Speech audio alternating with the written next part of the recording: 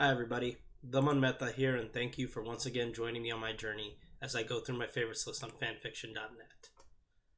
Uh, this time I have 8 stories for you, so let's just get started with A Survivor is Born by Heather Sinclair.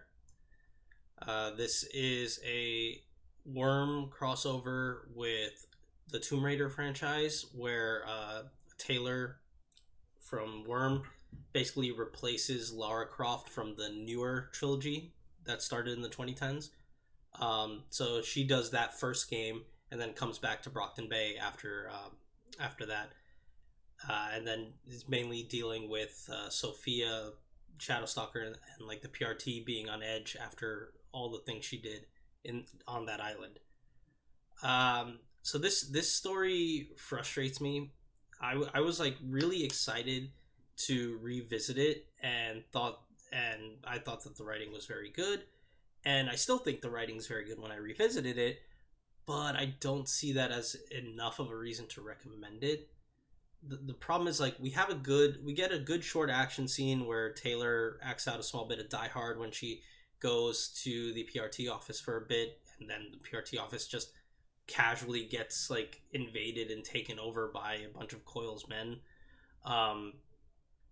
But for the most part, it's basically like Taylor trying to get over the PTSD of the events of the island, and everyone else stepping on eggshells around her because they're terrified she's just gonna turn around and start killing everybody. Um, so yeah, it's this is just an issue of the story not continuing far enough to be really suitable for other people, because it's just there's a lot of good bits of tension with the PRT and Sophia and stuff like that, and how that's growing. And if it continued, it would have been really good. But what is here is I don't think is enough to recommend on its own to other people. I, however, still really enjoyed it, and like I think it's just lived in my mind long enough that I still like it, and like even seeing this small glimpse is enough for me. So I'm gonna keep it on my list, but I imagine it would be unsatisfying for anybody else. So I'd say give it a look, but it's not a recommend. It's just that I think this is cool, but I get why people might not be interested in it. But it's gonna stay on my list. Next is Naruto Playing the Game by zapisthename. And this is another gamer story with Naruto as the main protagonist that just floods its word count with status messages and stat screens being done multiple times a chapter and such. There's nothing really interesting here. There's small developments, and every time like any level up occurs, this author basically floods the text with a status screen of all his shit. So that's why the word count is so high. The author didn't really finish the story though. At the end, when he decided he didn't want to write anymore, he did leave an outline of how they would have ended it, with the outline actually having a pretty downer ending. Like that's interesting, but the actual story I didn't find engaging at all. The flood of stuff, like it, I don't think anybody really needs to give this the time of day. It's gonna fall off my list.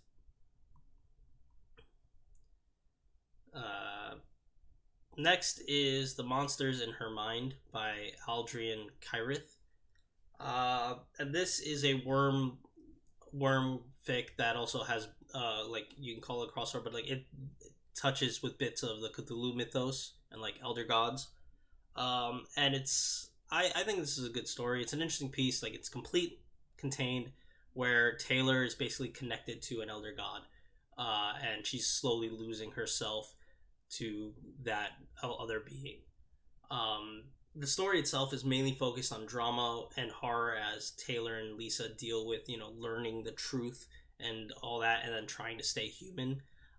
It's rather muted overall. Like it gets it gets to the Leviathan fight and ends with like the aftermath of that, but like none of the staples that you see 99% of the time with worm fix are here. There's no like long fight. That's not that, like that's not, I mean, granted the locker's still there, but like whatever, the long fight's not there. Like there's not a lot of fighting, because it's more about her just having to deal with Taylor having to deal with constantly and slowly losing herself, and Lisa trying to keep her human.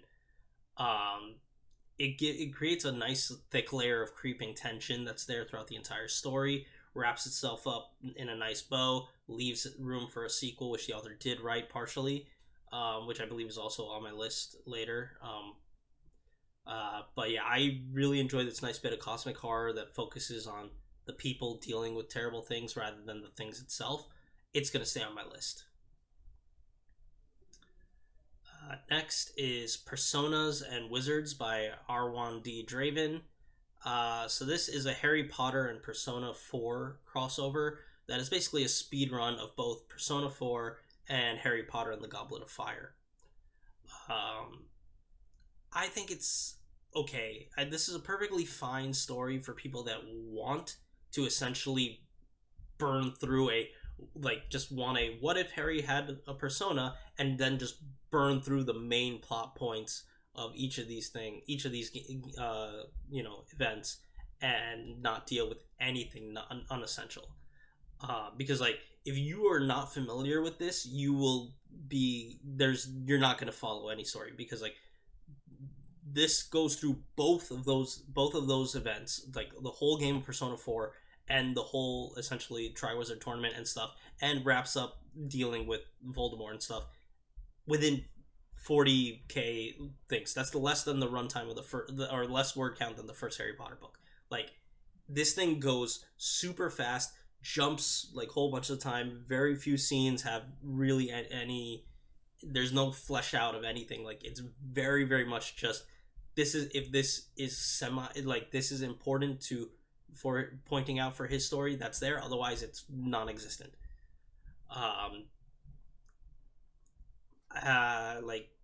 For instance, 95% of Persona 4 is off screen. You're only seeing 5% of the story maybe, and it's jumps where Harry gets added as Nanako's adopted older brother, and then you Narukami. I say you Narukami, other people say Soji Setup, whatever. But the protagonist of P4 comes eventually years later, and then P4 starts, and eventually Harry gets dragged in and gets a persona of his own. And then that's chapter 1, and then chapter 2 is he gets summoned for the Triwizard Tournament along with all the rest of the investigation squad. They hang out for a bit, deal with Voldemort, and then fuck off back. And that last part is kind of where the problem is, because this thing, the second chapter tries to have emotional tension and stakes by having we can go back to the Persona 4 world, but only once, and especially the ending is is he's gonna be ending, and Harry's parents apparently are still alive, and he has a sister and younger siblings and stuff, and at the end tries to be tense, will he leave them behind and go back to Persona 4 world, or will he stay with his original family and stuff. But because of this speed run sense and non-essential storytelling, there's nowhere does their relationship build. I think there's one scene or one mention where he goes to meet his parents and he meets his sister, and his sister says hi, you're cool, and she uses the name he used in the other world, so he's yeah, okay, that's a good you have a brownie point with me. And I think that's the only interaction they have in this story, and that's meant to be the whole emotional tension arc. It doesn't work, just falls flat. If you just want to buy the beat, just want a bare bones super speed run of these two things, you'll be served. You'll get that. I just don't find it interesting, and it's not going to stay on my list. Okay. Next is Honesty is the Best Policy by Obsessed with Reading. This is a reaction fic with the Percy Jackson series, where the main heroes of it's the heroes of Olympus, the main Percy Jackson cast, and I think a couple other demigods like Nico and Reyna, because I don't think they're technically part of the heroes of Olympus, but whatever. But they're all just stuck on a boat, and time freezes, and they're given the books, and they go start reading it, and eventually a couple other people show up, and they're reacting to the books. Fine. I am a huge fan of reaction fics. I've said that before. I've said it again. And this one is focused on just the first book, the first Percy Jackson book. Um, and I think it works like most. So here's the thing. Like I said, I like reaction fics, and I've read a lot of reaction fics, including Percy Jackson reaction fics. 90% of the reaction fics I read of Percy Jackson are usually them and whoever else getting summoned to Olympus and reading with the gods and whatever. Not this only demigods one, and that has bonuses because one of the things that's super annoying is because that's always the setup. You end up reading the same arguments or like reaction fluff that is in every single one of these where Aphrodite's being sexual and Artemis is like, oh fuck you, you stupid whore, I'm never gonna do anything, and like that just gets super tired fast and really irritating. And that's not here because the gods aren't here, but it doesn't replace it with anything. Like this reaction fic is really lacking in the reaction department. It's like super muted. A lot of the actual there's lots of times where you'll get multiple paragraphs of the actual book before any reacting actually happens, and the reacting that's there is usually just huh, or really, Percy, you did that, and then like that's it, like with just one sentence, and then it goes back to another 3 paragraphs of the book. Like it just doesn't have the energy of a reaction fic. The whole point of these fics is not so much like getting another way to read whatever they're reading or reacting to. Like that's a side benefit. The main point or the thing that makes a good reaction fic is that the entertainment aspect from the reactions and the whole thing of that. Like that is more important than the thing. Otherwise, you're just stealing the other thing and not adding anything and wasting your time. Like I don't want to get into this versus reaction videos. This is a separate thing. It's not going to that. But there's things that make a good reaction fic, in my opinion, and it gives off it needs to give off the energy of a watch party, and it needs to give off the energy of, hey, friends hanging out and like laughing together and big moments and like doing things like that. And it's more, I feel like only a good one comes with more with the interactions between the people watching or reacting to whatever it is. This doesn't have that, and it's more just like I'm trying to watch a movie and my asshole friend won't shut up. Like every 5 minutes will just be like, hey, remember that stupid bit, or hey, this, and like that, and then like it doesn't add anything to it, just says, hey, that's a thing. And that's just annoying. And that's what this feels like. It's gonna fall off my list. Next is Deadpool Girl by HellKing666, and this is another worm fic that's technically a crossover with Deadpool, where Taylor gets Deadpool's power of the regeneration and stuff, and also the fourth wall breaking abilities and the text boxes that talk to her. And she turns into not just Deadpool, but the exaggerated meme version of Deadpool that is all about being, lol, so random and only speaking in references and stuff like that. And if that's not your thing, feel free to skip. But I think I've proven by this point that I really enjoyed that kind of humor, and this string of absurdity is really, really fun for me. Small bit of crack for your day to give you a good smile. I enjoyed it. It's going to stay on my list. Okay, number 7 is On a Pale Horse by Hylian. And this is a Harry Potter fic where after the summer after Order of the Phoenix, the manipulative Dumbledore decides, okay, Harry's not cutting it, we gotta summon a new hero to save us from everything. And they end up summoning a Harry Potter that, after becoming the Master of Death, didn't become a Master. They became essentially the primordial force of death, and has been for millennia, and essentially forgot how to be human and decided to come here because, hey, it's something new, and let's see it. And now he has fun hanging around his dimensional counterpart because they can actually interact without him just killing him. So that's there.